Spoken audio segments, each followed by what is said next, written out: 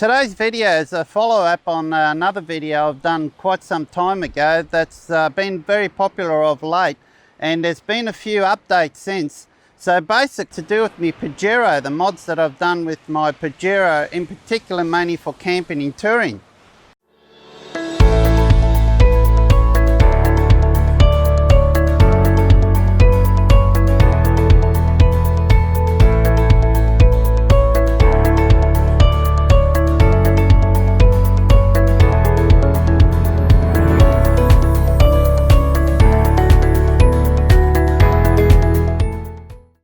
So the last video that I filmed, probably a year or two ago, I had a roof rack on the top and I was using a Oz tent.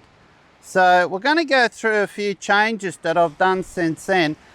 Mainly the changes are because of back issues and so on. I struggled a lot with lifting the Oz tent up and down off my roof rack. So I was given this great opportunity by Drifta to get one of these rooftop tents, so I took up the offer and it's been brilliant. Today is just the second time that I've actually used the rooftop tent camping, apart from popping it up every so often in the backyard, and it's been brilliant. I'm so happy with it. It's quick, it's easy. We'll go through and show you my Pajero setup, the drawers, how I got the roof rack attached to my Pajero, etc. Obviously a good place I think to start is we'll start with the roof rack.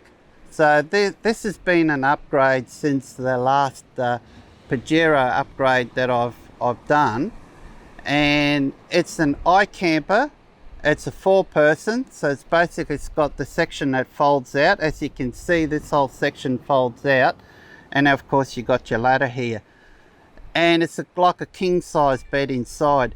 But how I got that mounted to my roof rack, I've got these Pro Racks, and these Pro Racks are actually mounted into a mounting point. The 05 Pajero has 3 lots of mounting points, 1, 2, 3. So when I purchased the Pajero, it came with 2 of the Pro Racks. Not long after purchasing, Super Cheap Auto, available here in Australia, had these Pro Racks on special about half price. So I jumped in and I went online to Pro Rack and checked what's the compatible one, and I purchased the one for the third one, which is increased. Now by default, I believe the maximum rooftop rating was something like 75-80 kilos.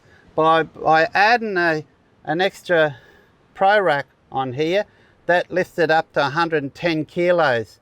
Now you can use the more popular Rhino rack ones and so on. I did look into the cost of the Rhino rack and it wasn't worth the cost. It was something like in excess of $1,000, because you had to change the mounting point and so on. Now the only probably disadvantage with these is they're fixed mounted, so you can't really adjust the width for them.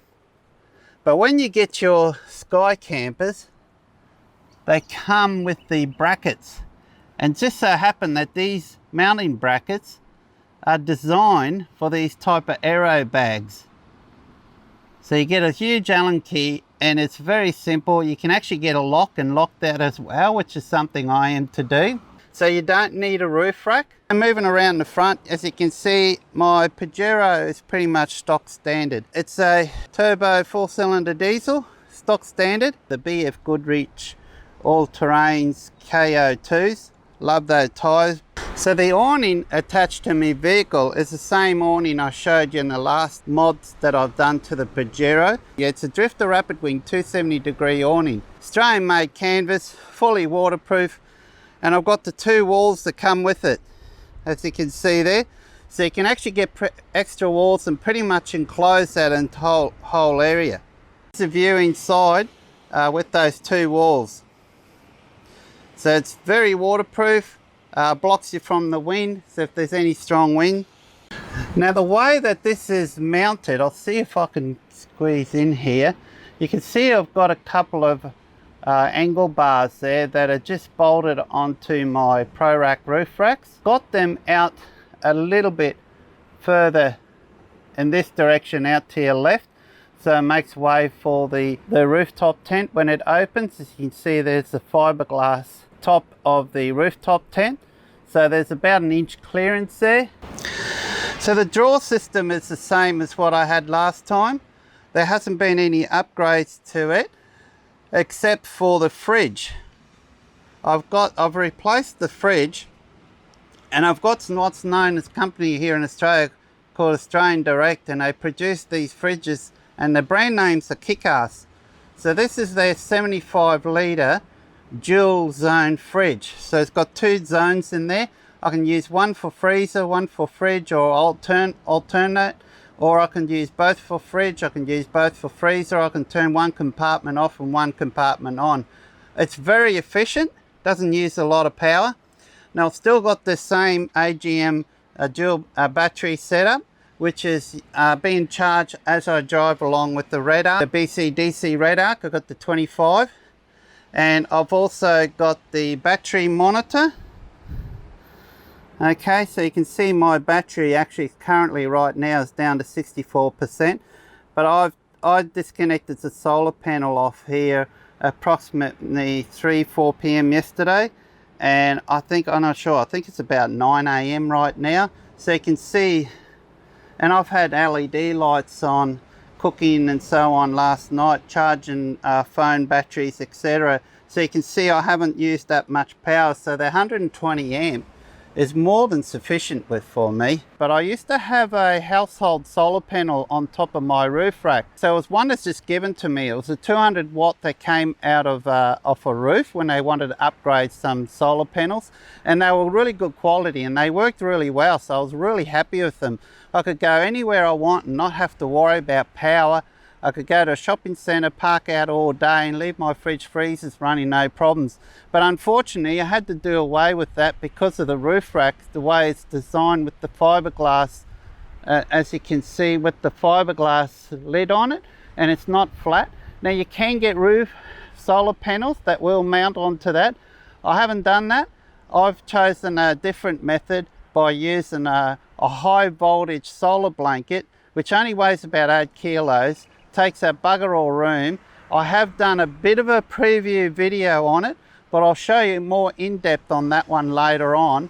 But it's a brilliant solar panel, takes no time to set up, packs very thin, and it's high voltage. So the only thing with the high voltage solar panels, you need the MPPT solar regulators that can handle the higher voltages, and the ideal ones are made by Victron Energy. So I've got a Victron Energy that's capable of inputting up to 100 volts in it, and it'll output up to 50 amps. So the solar panel I'm using now, it puts out around about the 55 volts. So that's basically my setup right now. I'm very happy with the setup. I've replaced quite a number of the camping utensils that I use to save up space, and I've featured them in videos that I've put out on my YouTube channel in the past couple of weeks, so you can go back and have a look at them, such as coffee machines as well as roasting and so on. So there's a 12 volt oven inside there, you might have seen. That works brilliant. That's made here, assembled here in Australia. So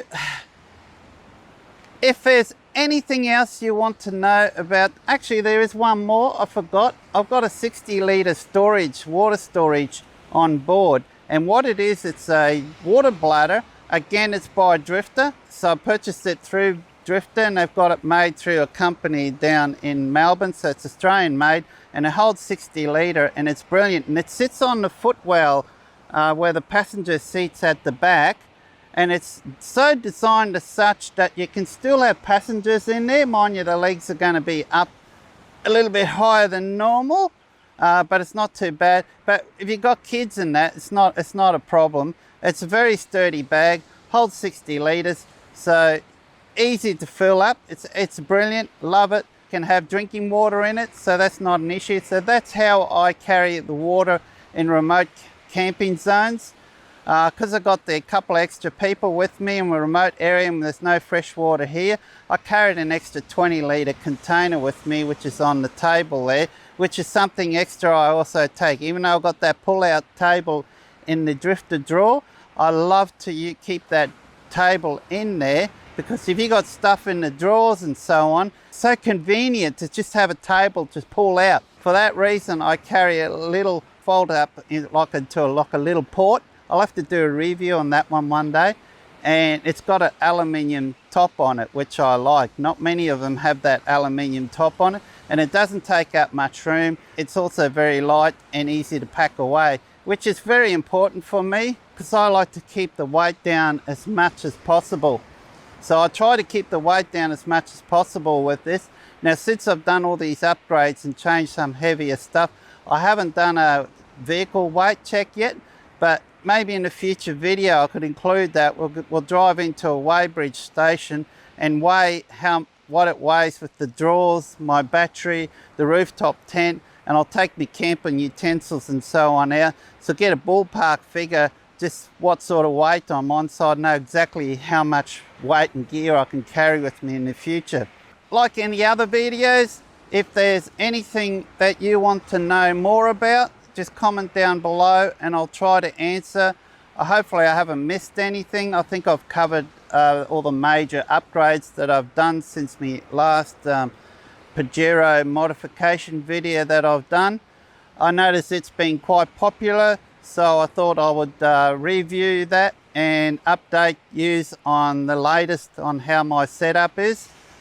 And subscribe, guys, so you don't miss out on any future videos, and put a like on it. Much appreciated. Thanks for watching. Till next time.